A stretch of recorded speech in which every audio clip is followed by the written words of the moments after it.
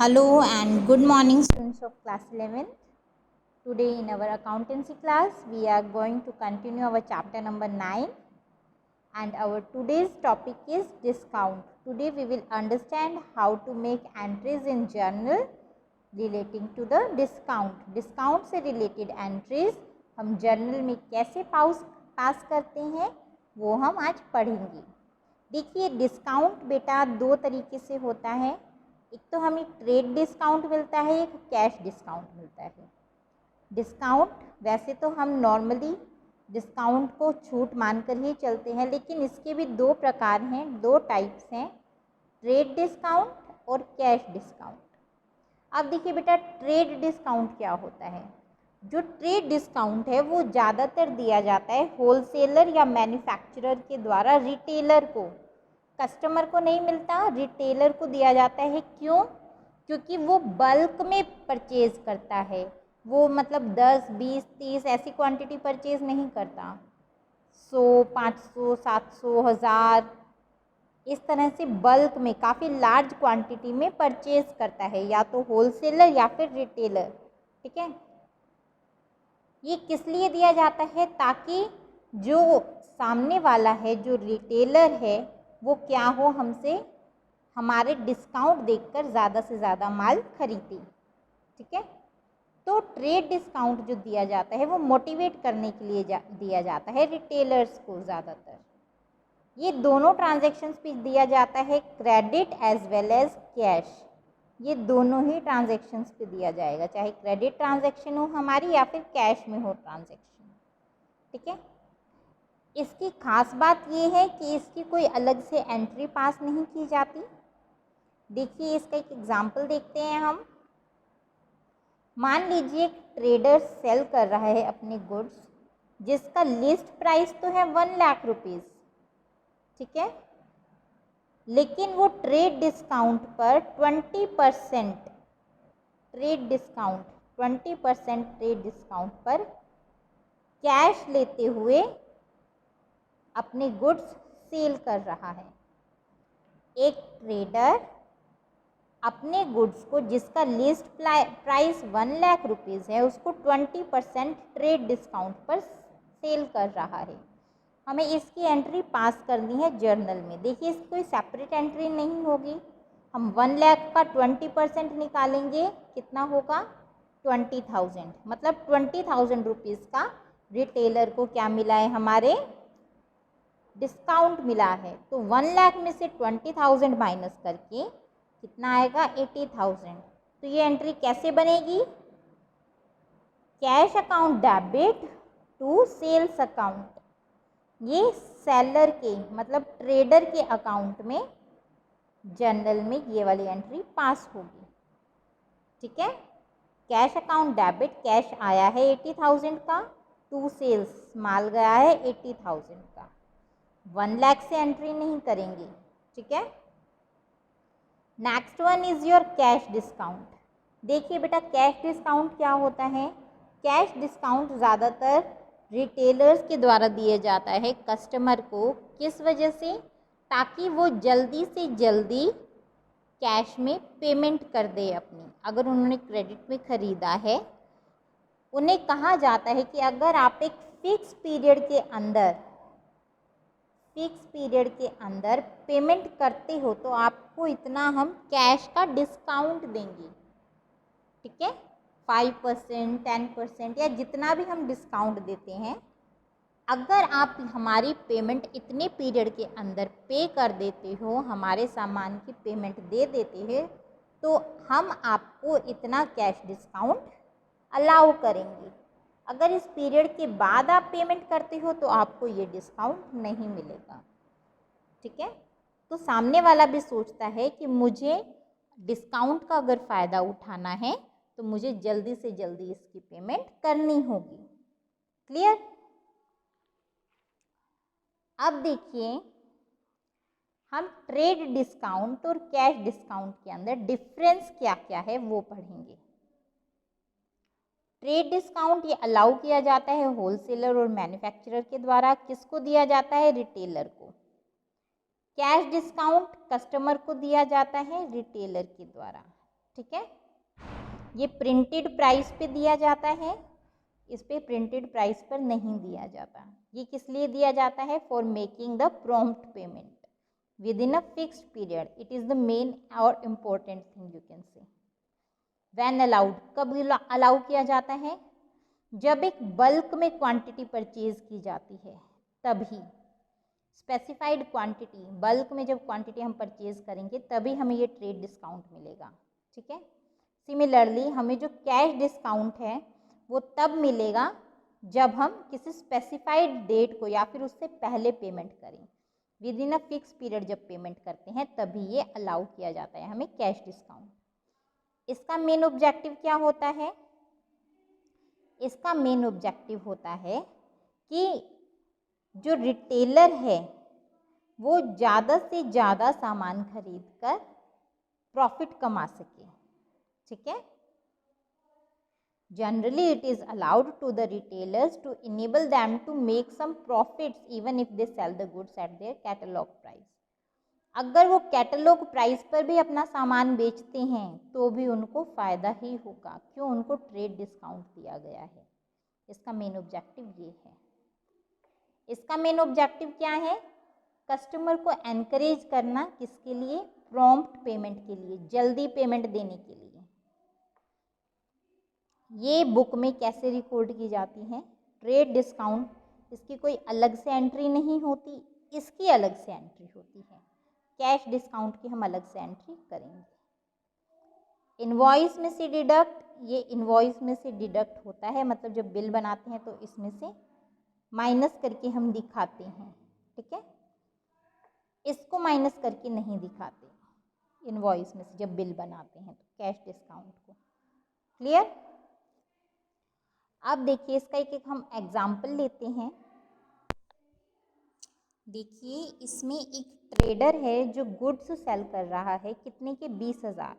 List price कितना है? MRP है उसका 20,000। 10% तो वो ट्रेड डिस्काउंट दे रहा है और 2% कैश डिस्काउंट दे रहा है। अब हमें ये बताना है कि इसके अंदर वो टोटल नेट कैलकुलेटेड अमाउंट कितना होगा, कि कितने का सामान वो बेच रहा है, उसकी बुक्स में एंट्रीज कैसे होंगी। तो लिस्ट प्राइस हमें पता है 20,000 है, लिस्ट प्राइस इज 20,000, ठीक है। लिस्ट प्राइस हमारा 20,000 है। ट्रेड डिस्काउंट हमेशा माइनस करके हम शो करते हैं। ट्रेड डिस्काउंट हमारा 10% था, 10% ट्रेड डिस्काउंट, तो इसमें से 10% माइनस कर देंगे। 20,000 का 10% 2,000 आ जाएगा, 18,000 हमारे बच जाएंगे, ठीक है। 18,000 का माल। अब प्रॉम्प्ट पेमेंट करने के लिए 2% उसने कैश डिस्काउंट दिया है, तो कैश डिस्काउंट 18,000 पर लिया जाएगा, ना कि 20,000 पर, ठीक है। तो कैश डिस्काउंट 2% कितना हुआ? 2/100 ऑफ 18,000, इट विल बी ₹360। अब जो पेमेंट की गई है कैश में वो 17,640 रुपीज़ की गई है, ठीक है। अब जो रिटेलर है वो कितना अमाउंट पे करेगा? 17,640 रुपीज़, और इसकी एंट्री क्या बनेगी? Its entry will become cash account debit. Cash account debit हो जाएगा, discount account debit to sales, ठीक है। कैश अकाउंट डेबिट कितने से हो जाएगा? 17,640, डिस्काउंट अकाउंट डेबिट 360 और टू सेल्स 18,000 से। सिंपल। अब देखिए ट्रेड डिस्काउंट के फायदे क्या क्या हैं। पहला तो है ये परचेज की कॉस्ट को रिड्यूस करता है, मीन्स जो रिटेलर खरीद रहा है, रिटेलर को क्या क्या फ़ायदा है? It reduces the cost of purchase. Next, it enables the retailer to make some profit. Retailer को ज़्यादा प्रॉफिट बनाने के लिए ये क्या देता है? फ़ायदा पहुंचाता है। अगर वो कैटलॉग प्राइस पर भी सेल करता है, मतलब लिस्ट प्राइस पर भी सेल करता है, तो भी उसको प्रॉफिट ही होगा। नेक्स्ट देखिए, होलसेलर को क्या फ़ायदा है? इससे उसकी सेल्स बढ़ती है। क्यों? जितना ज़्यादा बल्क में रिटेलर खरीदेगा उतना ज़्यादा उसको ट्रेड डिस्काउंट दिया जाएगा। तो बल्क में सामान उसका आसानी से बिक जाता है, ठीक है, होलसेलर या मैन्युफैक्चरर को। देखिए, a change in the rate of trade discount में prove to be an effective weapon to face competition.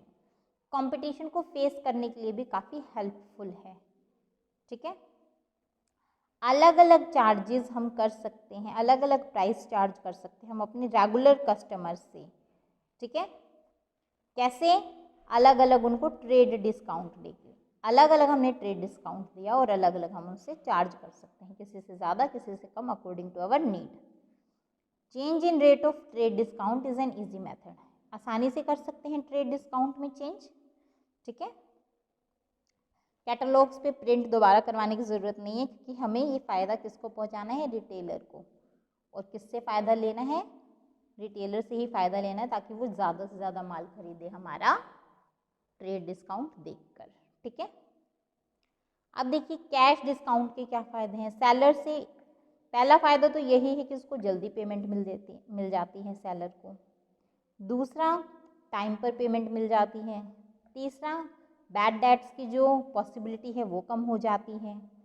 चौथा, इसमें जो क्लैरिकल वर्क है कि डेटर्स को बार बार याद दिलवाओ कि हाँ आपको पेमेंट करनी है, और ये सब चीज़ें वो कम हो जाता है। बायर को, मतलब जिसको कैश डिस्काउंट मिला है, उसको क्या क्या फ़ायदे हैं? जल्दी पेमेंट करने से उसको ज़्यादा डिस्काउंट मिलेगा, तो वो जल्दी पेमेंट करता है, इससे फ़ायदा ही है उसका, ठीक है। अब देखिए, जो बायर ज़्यादा कैश डिस्काउंट अर्न करता है वो गुड्स को अच्छे रेट पर, कम रेट पर क्या कर सकता है? सेल कर सकता है मार्केट में। जल्दी पेमेंट मिलती है तो गुड्स की मार्केट में हमारी क्या होती है? रेपुटेशन बढ़ती है, ठीक है। ये व्यक्ति हमारी पेमेंट ज़्यादा देर तक नहीं रोक के रखता, तो मार्केट में बायर की रेपुटेशन एनहांस होती है, okay. So now next topic is our compound journal entry। देखिए बेटा, कंपाउंड जर्नल एंट्री के बारे में मैंने पहले भी बताया था, जिसमें क्या होता है कि एक से ज़्यादा अकाउंट या तो डेबिट होंगे या क्रेडिट होंगे, ठीक है। 2 अकाउंट, 3 अकाउंट या 4 अकाउंट हमारे डेबिट होंगे और एक ही अकाउंट है जो क्रेडिट होगा। वो कौन सी होती है? हमारी कंपाउंड एंट्री, ठीक है। कई बार क्या होता है, 2 या 2 से ज़्यादा एक ही पर्टिकुलर अकाउंट को इफेक्ट करते हैं उसी तारीख में, तो उस वक्त क्या करते हैं हम? सभी की अलग अलग एंट्रीज करने की बजाय क्या करते हैं? एक ही एंट्री पास कर देते हैं, ठीक है। देखिए, इसमें एग्जाम्पल है, 31 मार्च को 50,000 रुपीज़ पे किए सैलरी के और 20,000 पे किए रेंट के। तो इसकी एंट्री क्या होगी? Salary account debit 50,000, rent account debit 20,000, to cash account 70,000, ठीक है। इन दोनों का टोटल कैश गया ना हमारा 70,000। इस तरीके से कई बार हमारी एंट्रीज कंपाउंड कर लेते हैं। वैसे इसकी अलग भी एंट्री हो सकती थी, salary account debit to cash 50,000 50,000, rent account debit to cash 50,000 20,000 20,000। एक ही तारीख को हुई है लेकिन ये ट्रांजैक्शन, और इसी वजह से हमने इसको क्या कर दिया? कंपाउंड में कर दिया, कंपाउंड जर्नल एंट्रीज की बना दी, ठीक है। चलिए बेटा, अभी हम एक सम करते हैं। इलस्ट्रेशन नंबर 4 है, paid cash to Mahesh and discount received from him. देखिए, डिस्काउंट दिया हुआ है हमें, कैश पे किया है हमने और डिस्काउंट मिला है 400 का। अगर हमें कुछ भी ना दिया हो तो हम इसको ट्रेड डिस्काउंट नहीं मानेंगे, हम इसको कैश डिस्काउंट ही मानेंगे, ठीक है। क्यों? क्योंकि हमने कैश पे किया और डिस्काउंट हमें इसी पर मिला है। तो महेश का अकाउंट डेबिट हो जाएगा, महेश को हमने पे किया है, Mahesh account debit to cash account to discount received account, ठीक है। 400 9600। Next is received cash. अब हमें कैश मिला है, पहले में हमने पे किया था, अभी हमें मिला है, तो कैश अकाउंट इस डेबिट होगा। और डिस्काउंट हमने दिया है उसको कितना? 100 रुपीज़ का। तो cash account debit, discount account debit to Arun, cash account debit 4900, discount account debit 400 और टू अरुण 100 सॉरी। अब देखिए हरीश ने हरीश को गुड्स हमने सेल किए हैं 10 तारीख को, तो simple Harish account debit to sales, Harish ने गुड्स वापस दे दिए, sale return account debit to Harish, कितने के गुड्स वापस आए हैं। रिसीव्ड कैश फ्रॉम हरीश 27,500 रुपये उसने दिए हैं फुल सेटलमेंट, जितना बैलेंस था उसको हम डिस्काउंट के तौर पर डाल देंगे। Cash account debit, discount account allowed debit to Harish account, 500 इसका डिस्काउंट हो जाएगा। ठीक है। गोपाल, देखिए नेक्स्ट एंट्री है, गुड्स सेल किए गोपाल को, ट्रेड डिस्काउंट दिया 10% ऑफ 60,000, तो ट्रेड डिस्काउंट को हम शो नहीं करते बुक्स में, इसको कैसे लिखेंगे हम, 60,000 का 10% कितना हो जाएगा हमारा, यस 6,000 हो जाएगा, फिर 60,000 में से 6,000 माइनस करेंगे, इट विल बी 54,000, तो Gopal account debit to sales 54,000 से इसकी एंट्री हो जाएगी। Next purchase goods from Ravi, Ravi से गुड्स परचेज किए 20,000 के 15% ट्रेड डिस्काउंट पे, 20,000 का 50% हो जाएगा 3,000, अब 20,000 का 15% 3,000 है, तो अब हमें कैसे एंट्री करनी है इसकी, purchases account debit to Ravi. ठीक है, purchases account debit to Ravi 17,000 से 3,000 डिस्काउंट हो गया। क्लियर, सिंपल है। इसी तरीके से आपको बेटा अपने ये सम्स करने हैं कंप्लीट, 10 सम्स हो जाएंगे आपके बुक में। ठीक है, कैश डिस्काउंट और ट्रेड डिस्काउंट के सम्स हैं आपको 10 सम्स आपके प्रैक्टिकल कंप्लीट करने हैं अपनी फेयर नोटबुक में। अगर इन सम्स में कहीं भी कोई भी कंफ्यूजन है तो प्लीज़ उसके बारे में पूछिएगा ज़रूर। ठीक है, so that's all for today, thank you बेटा।